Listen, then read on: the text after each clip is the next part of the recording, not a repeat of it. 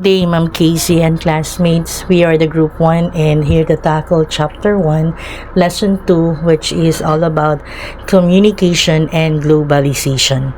As for our introduction, communication serves as the foundation of human interaction, enabling individuals to express ideas, emotions, and information. With globalization, this process has expanded beyond local and national boundaries, allowing for real-time exchanges between people from different backgrounds and regions. This shift is not only driven by digital technology, but also by economic, social, and cultural integration, shaping how we interact in professional, educational, and personal contexts. Beyond technology, globalization has encouraged cross-cultural communication in business, diplomacy, and social interactions, making adaptability a key skill in the modern world. Businesses now rely on video conferencing tools to collaborate with global teams. Universities offer online courses to international students, and individuals use social media and messaging apps to stay connected with family and friends across continents. These advancements highlight how digital communication has become essential in both professional and everyday life. However, as communications expands globally, it also brings challenges such as language barriers, cultural misunderstandings, and the spread of misinformation. The need for digital literacy, cultural awareness, and responsible communication has never been more important in navigating this interconnected world effectively. Understanding both the opportunities and challenges of global communication, individuals and organizations can foster meaningful connections and engage in productive cross-cultural exchanges. Hello everyone, I'm Marlon De Chavez. Allow me to discuss first the two important concepts in purposive communication, which are communication and globalization. These two are deeply connected as communication plays a crucial role in shaping globalization. When we say deeply connected, it means that communication is the foundation of globalization. Without communication, globalization would not be possible because people, businesses, and governments rely on effective communication to share ideas, trade goods, and connect with different cultures across the world. Let us first unlock the meaning of communication. What is communication? Communication is the process of exchanging information, ideas, and messages between individuals or groups. It can take different forms: verbal or through spoken words, non-verbal or through gestures and body language, written such as text and letters, or even in digital such as emails, social media, and video calls. Communication is how we connect with others. It happens in different ways. For example, when we talk to our friends, that's verbal communication. But sometimes, words aren't even necessary. Imagine giving a thumbs up to show approval or raising an eyebrow to express doubt. That's non-verbal communication. Then, we also use written communication like sending text messages, writing letters, or even posting on social media. And of course, in today's digital world, communication has become easier through video calls, online meetings, and instant messaging. No matter the form, the purpose of communication remains the same: to exchange and understand messages effectively. Next, let's unlock the meaning of globalization. What is globalization? So, globalization refers to the increasing interconnection and interdependence of countries through trade, culture, technology, and communication. It allows people, businesses, and governments to interact beyond geographical boundaries. Globalization is what makes the world feel smaller. Decades ago, connecting with people from other countries was difficult, but now we can talk to someone on the other side of the world with just a few clicks. Have you ever ordered a product online that was shipped from another country? Of course. Who hasn't bought something from Shopee, Lazada, or other online shopping platforms? Or Have you ever watched a foreign movie without traveling to that country? There's what you call Netflix. That's globalization in action. It has allowed businesses to expand, cultures to mix, and people to learn from each other regardless of distance.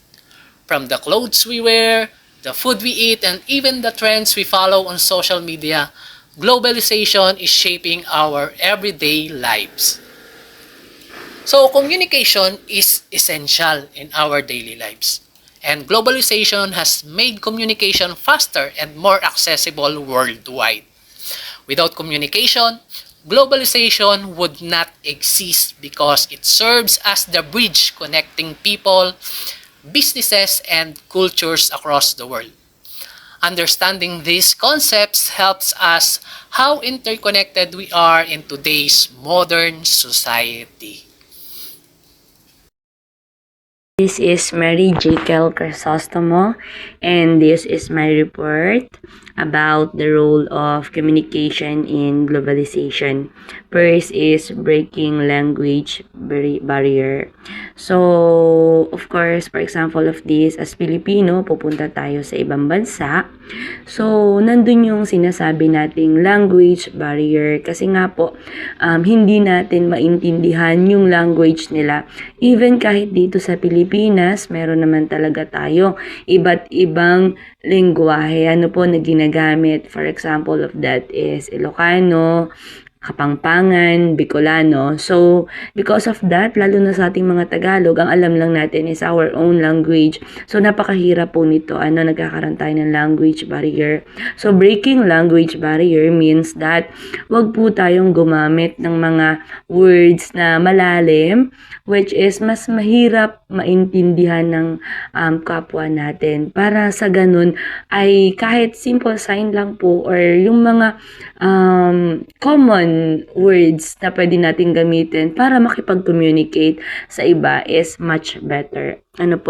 Number 2 is the cultural exchange and awareness. So, nandito yung sinasabi natin na kapag pumupunta tayo sa ibang bansa, nagkakaroon tayo ng culture shock. Ano po yun? Which means na nagugulat tayo kasi meron silang mga cultures, meron silang mga tradition na hindi po natin alam. So, because of this, natututunan naman natin siya in time. So, nagkakaroon tayo ng exchange of cultures. Like sinasabi nila, ang Pilipino daw is napakarami nating cultures and traditions. So, nadadala natin yung sa ibang bansa and which is nagagaya naman po ng mga nandun. Yung mga tao sa ibang lugar or sa ibang bansa. At ganun din po tayo, na-adapt naman po natin kung ano po yung mga ginagawa nila. Especially, for example, if this is when you go to Japan, every time na may makikita sila, nagbabaw sila to each other, which is kung ikaw ay maninirahan sa Japan and babalik ka dito sa Pilipinas, is magagaya natin yung ganong ginagawa nila na nagbabaw na rin tayo. Because of that, nagkakaroon tayo ng culture exchange. So, ganun din yung mga taga-Japan naman po. Meron po silang mga nagagaya na behavior natin or yung mga ginagawa po natin as Filipino. So, that is cultural exchange and awareness. So, number 3 is business and economic growth. So, nandito yung sinasabi natin na when it comes to business, meron tayong sinasabing export and import ng ating mga items. Nag-export tayo and nag-import din tayo. Because of that, nagkakaroon po tayo ng economic growth. Nakikipagpalitan tayo ng kalakal. And that is also a communication para sa ibang bansa.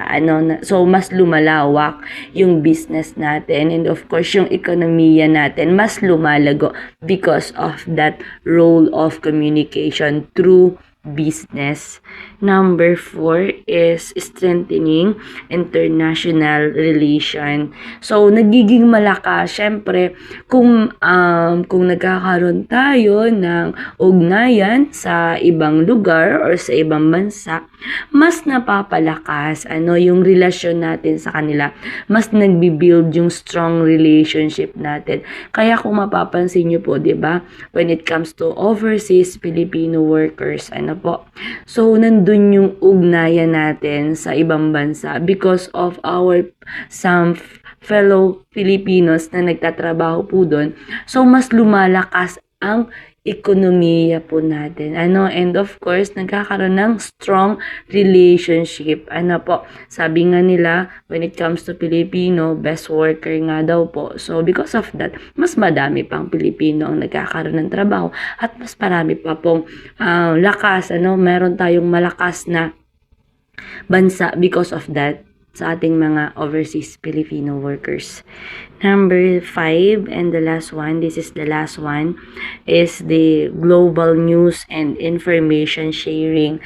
So, sa panahon naman po talaga natin ngayon is talaga namang alam natin na talagang meron tayong mga sinasabing trending, viral, or meron tayong sinasabing social media, which is nakukunan po natin ng mga information, ng mga news when it comes to any daily life or something that is news, or meron bang pagbabago, meron bang nangyayari na hindi natin nalalaman, but through social media nakikita na po natin yun at napapanood.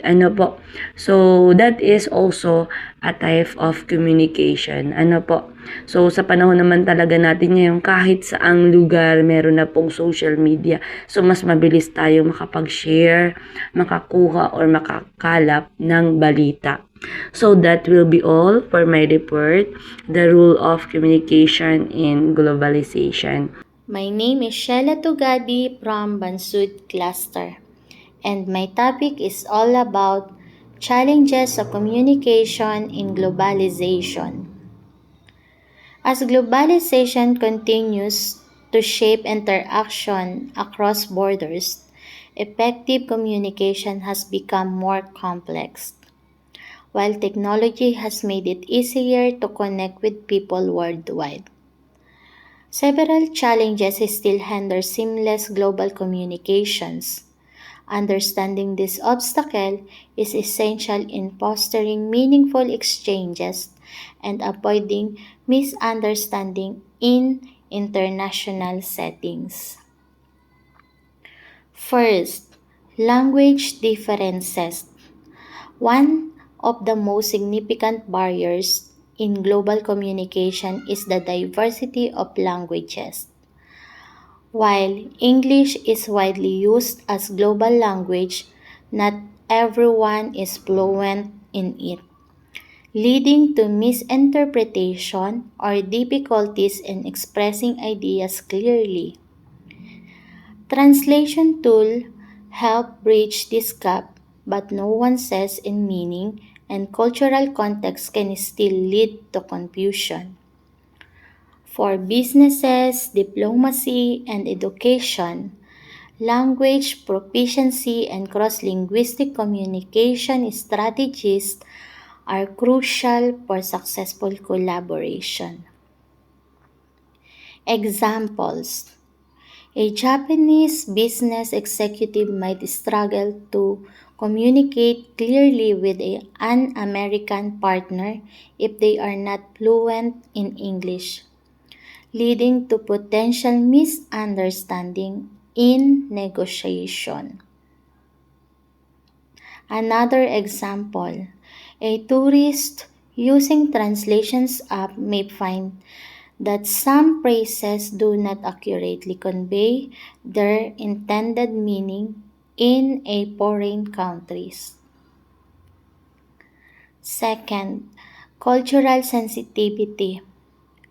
Every culture has its own communication style, values, and social norms. What may be acceptable in one country might be considered rude or inappropriate in another. For instance, direct communication is valued in some Western countries, while indirect or high context communication is prepared in many Asian cultures. Without cultural awareness, misunderstanding can arise, affecting relationship and business negotiations. Practicing cultural sensitivity ensures respectful and effective interaction in global settings. Example: in Western cultures, maintaining eye contact during conversation is seen as a sign of confidence, while in some Asian culture, prolonged eye contact may be considered disrespectful. Another example: a global marketing campaign may unintentionally offend a particular culture if symbol or color have different meaning across regions. And Julie Mendoza and continuing our part. Digital divide, while many parts of world benefits for advanced communication technology, others still struggle with limited internet access, digital literacy. The digital divide, the gap between those who have access to modern communication, those and those who do not, creates inequality in global conversation. Developing nations, rural areas, and economically disadvantaged communities often faces challenges in participating in online discussions, educations, and global business, further widening economic and social gaps. Example: a student at rural village with limited internet access will struggle to participate in an online international education program. A small business in a developing country may have difficulty competing globally due to a lack of access to e-commerce platforms and digital banking. Misinformation and fake news and rapid spread of information in this digital age has led to the rise of misinformation and fake news, which can distort facts, influence public opinions, and create conflicts. Social media and online platforms make it easy to post information to spread globally within seconds. Without proper fact-checking and media literacy, individuals and even governments can be misled, leading to miscommunications, panic, and distrust. Ensuring access to credible sources and promoting critical thinking are essential in combating this challenge. Examples: during COVID-19 pandemic posts that information spreads rapidly online, causing confusion and panic in different countries. A virus social media post posted or accusing a company of unethical practices can damage its reputation before trust and verified. While global obligations has made communication more accessible, these challenges highlight the need for adaptability, awareness, and responsible information sharing, overcoming language barriers and progressing cultural sensitivity, bridging the digital divide, and promoting digital literacy and fostering meaningful and effective global interactions addressing these issues. Individuals and organizations can build strong international relationships and navigate the complexities of global communications more successfully. I am Jeffrey Pacanya, and this is my part. The role of English as the global language. English has become the dominant language in global communication, playing a crucial role in business, education, and international relations as globalization continues to connect people from different linguistic and cultural backgrounds. English serves as a bridge that enables effective collaboration and understanding. Its widespread use allows individuals, organizations, and governments to engage in seamless communication, breaking down barriers that hinders global interaction. In the business world, many multinational companies require English proficiency as a standard of employment and international collaboration, whether in negotiations, corporate meetings, or digital communication. English ensures smooth operation between employees, clients, and stakeholders from different countries. It is not just a prepared language, but offer a necessity in global trade, finance, and technological advancements. English is the key language in education, particularly in higher learning and research.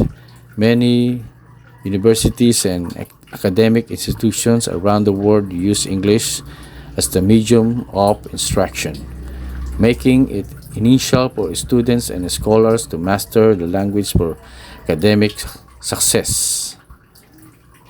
Access to international research, differences, and publication in largely dependent on English proficiency, further solidifying its role as a tool for intellectual and professional ground. In international relations and diplomacy, English is the official or working language of major organizations such as the United Nations and European Union and ASEAN. In facilitates dialogue between nations, allowing policymakers and leaders to engage in discussions on global issues, treaties, and diplomatic negotiations. While English continues to be the dominant global language, it is important to recognize the values of linguistic diversity. Multilingualism remains an asset as it fosters cultural appreciation and inclusivity. But still, English remains a powerful tool for global engagement, empowering individuals and nations to communicate, collaborate, and thrive in an interconnected world. Good day everyone, I'm Elverna Gutom from Bansod Cluster and my report is about how globalization affects communication, language and cultural diversity, instant in digital communication, and last, media and global influence. Globalization has dramatically impacted communication, fostering interconnectedness and cultural exchange. It has facilitated the rapid spread of information and ideas through technology, leading to increased interaction and collaboration across borders. This has resulted in the rise of global communication networks, making it easier for individuals and organizations to connect and share information regardless of geographic location. Number 1. Language and cultural diversity. Language and cultural diversity are intricately intertwined, with each shaping and reflecting the other. Language serves as a primary vehicle for cultural expression, preserving traditions, values and beliefs, and the diversity of languages around the world reflects the richness and complexity of human cultures. Furthermore, language plays a crucial role in fostering cultural identity and understanding, ensuring the continuity and tradition and fostering a sense of community. Preserving linguistic and cultural diversity is essential for maintaining a vibrant and inclusive global society. Instant and digital communication.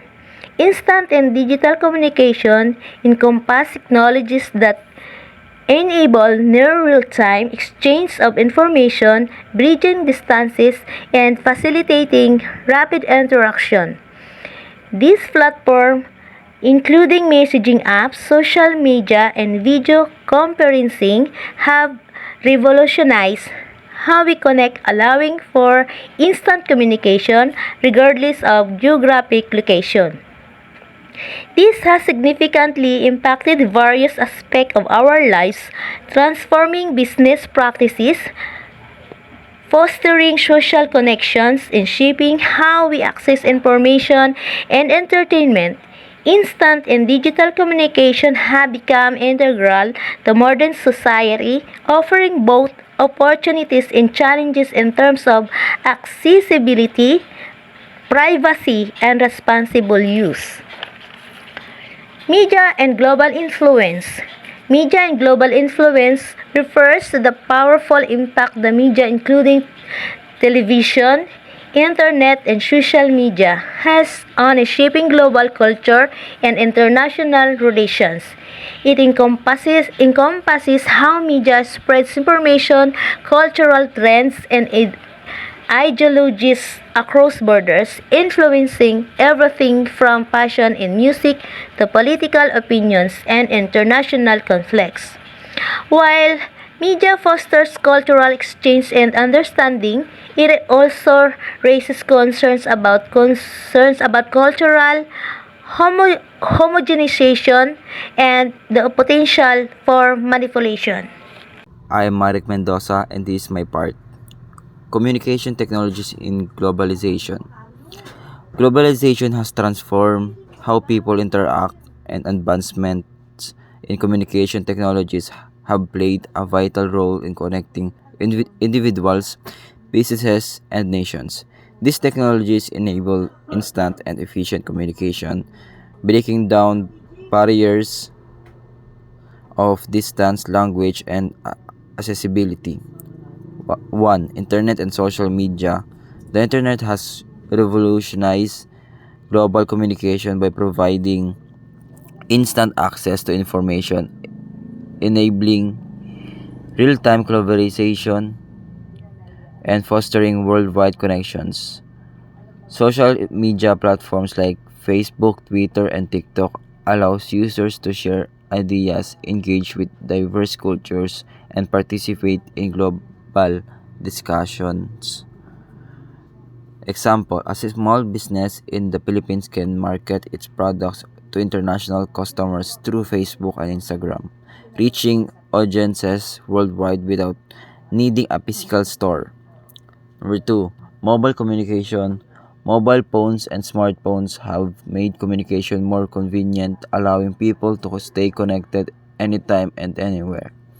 Messaging apps like WhatsApp, Messenger, and WeChat provide instant communication across borders, reducing reliance on traditional phone calls and emails. Examples: a student studying abroad can easily stay in touch with their family through video calls on apps like Zoom or FaceTime, eliminating expensive international call fees.